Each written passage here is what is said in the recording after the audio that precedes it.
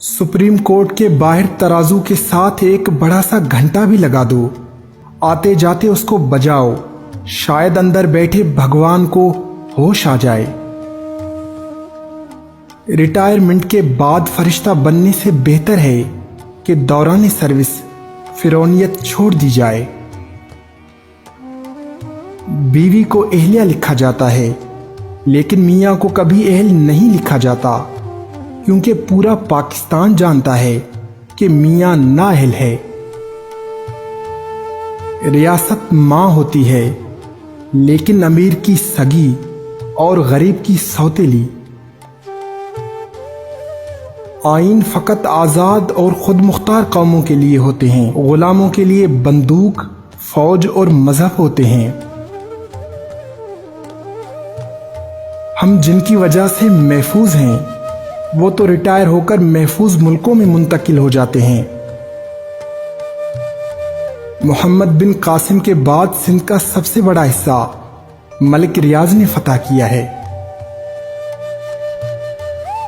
यहां दुश्मन से ज्यादा मुहाफिज से खतरा है, बीमारी से ज्यादा तबीब से खतरा है और मुजरिम से ज्यादा मुंसिफ से खतरा है। आजिज़ी ये है कि गेट पर खड़े हुए चौकीदार को भी उसी तरह सलाम किया जाए जैसे दफ्तर के अंदर पहुंचकर बॉस को करते हैं। अब जिन लोगों को मुल्क की तरक्की नजर नहीं आ रही, वो भंग पिए। जिन लोगों को पहले से नजर आ रही है, उन्होंने पी हुई है।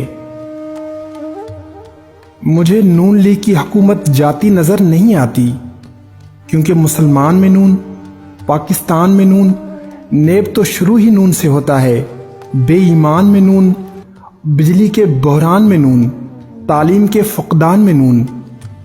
कभी कराची पाकिस्तान का कैपिटल था और अब पाकिस्तान का आधा कैपिटल दुबई और लंदन में है। सारा खजाना मुल्क से बाहर है और वजीर खजाना तकरीबन अंदर। जियो न्यूज़ देखने से अच्छा है बंदा नेशनल ज्योग्राफिक चैनल देख ले। वहां भी कुत्ते बिल्ले नजर आते हैं, लेकिन जरा नस्ली।